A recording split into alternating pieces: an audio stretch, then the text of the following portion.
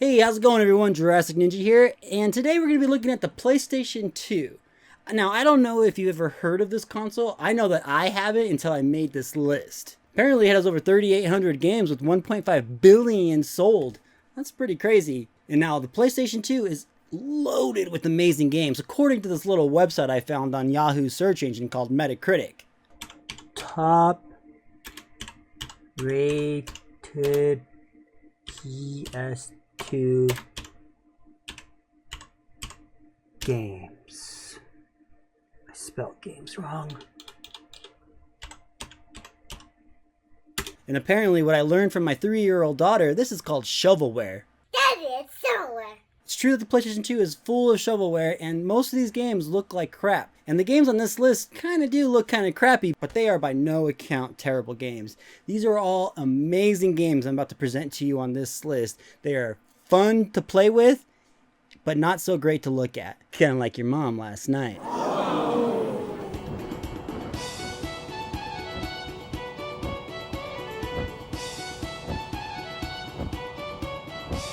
Dark Cloud is an action role-playing video game developed by Level 5 and published by Sony Computer Entertainment. Released in December 2000 in Japan and 2001 in North America. In 2015, it was available on the PlayStation 4, but this version is being emulated. The graphics are very primitive, but that's also due to the game being a very early release title on the PlayStation 2. The colors are bland and there's very little textures throughout the game. The environments are open and lack in detail, and the caves are large and pretty repetitive. The character models are okay, not terrible, but they're not very great. It looks like they're going for an anime style, but with the earlier 3D technology. Cell shading graphics wasn't a thing at the time, and that's why Dark Cloud 2 looks so freaking great. It utilizes the cell shading technology. The game has procedurally generated dungeons, and that is one main reason the lands are so bland. However, don't let the not so great graphics keep you away from this great game. It uniquely combines mechanisms of action role-playing games with elements of city building. A major component of Dark Cloud's gameplay involves special items called Atla, which are used to rebuild the world outside the dungeons. These pieces must then be reassembled in Diorama mode, a gameplay mode similar to city building games, in which a player can arrange the pieces onto the landscape. It reminds me of Legend of Mana on the PS1 a little bit with the world building. The combat is addicting and fun. A lot of reviewers compared it to The Legend of Zelda. The level up system isn't like normal RPG games where you level up your character. In this game, you level up your weapons, similar to Vagrant Story on the PlayStation 1.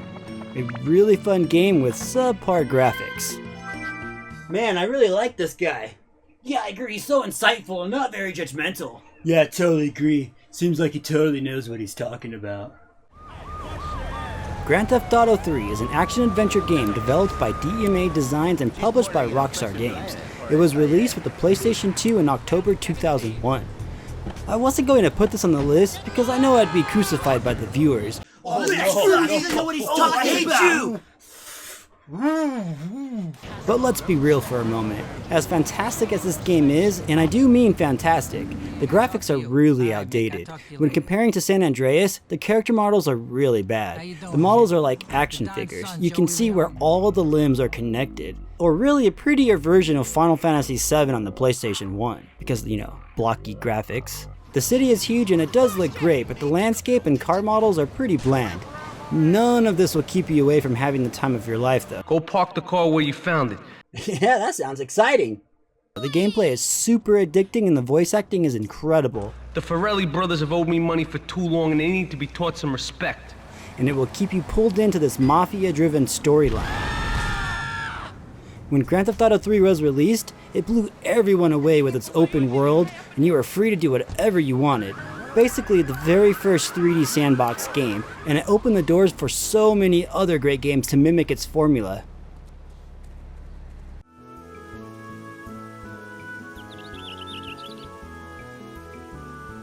Legaia 2 Dual Saga, known as Legaia Dual Saga in Japan, is the sequel to Legend of Legaia on the PlayStation 1.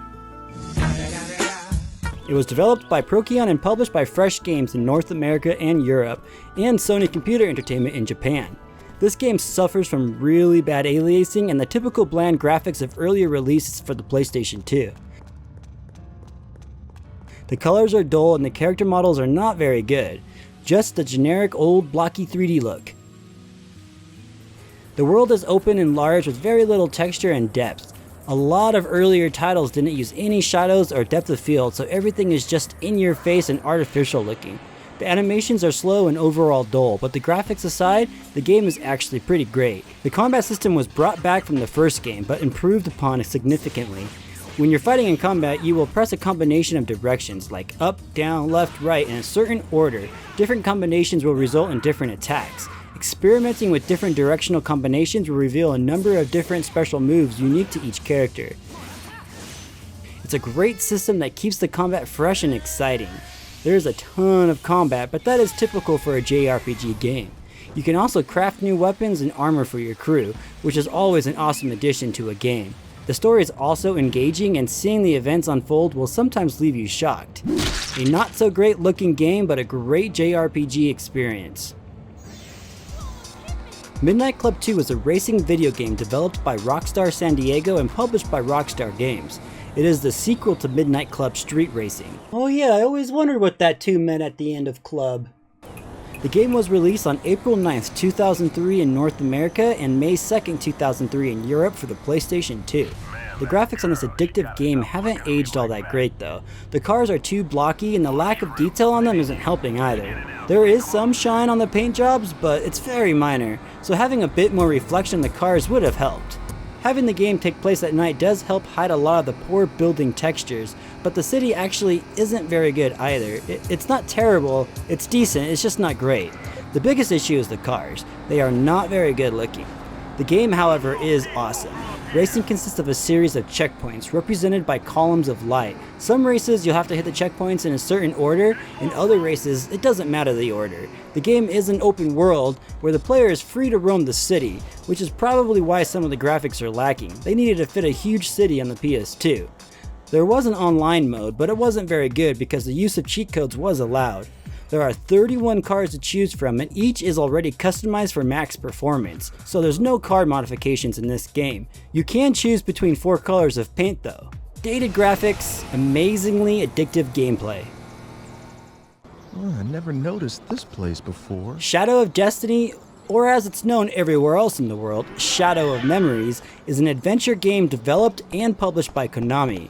The game was released February 22, 2001 in Japan, March 6, 2001 in North America, and March 30, 2001 in Europe. The graphics on this game are pretty bad. The character models are very stale and lack any sort of detail or character expression. The movement is very stiff and not fluid at all. The environments are drab and boring. The main issue is the lack of lighting effects. It reminds me of the terrible Resident Evil 4 port that was on Windows.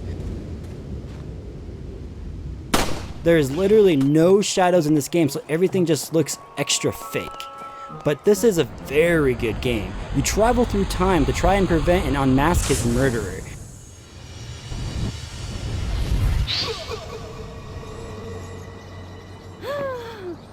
The game is broken up into 3 parts, a prologue, 8 chapters, and an epilogue. During the prologue and 8 chapters, you'll die each time, and then you'll get resurrected and travel back in time before your death with the intent of changing events to prevent it all. What are you? You can't attack at all in this game. It is merely a murder mystery with some awesome time traveling through different eras. Shadow of Destiny. I am American, so I have to say Destiny and not Memories. It's the law. America! Well, the game has 8 different endings. 2 of them can't be seen until you unlock the first 6, so there is some awesome variations in the story. Pretty ugly game, but a fantastic story-driven experience.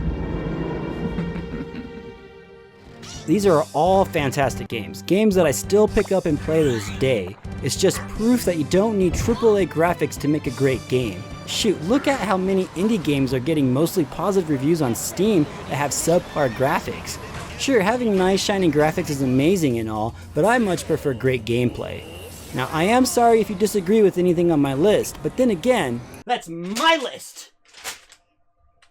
Well, that is all I have for you today. Thanks for watching, and please don't forget to subscribe, leave a comment, and like my video. Thanks again, and take it easy.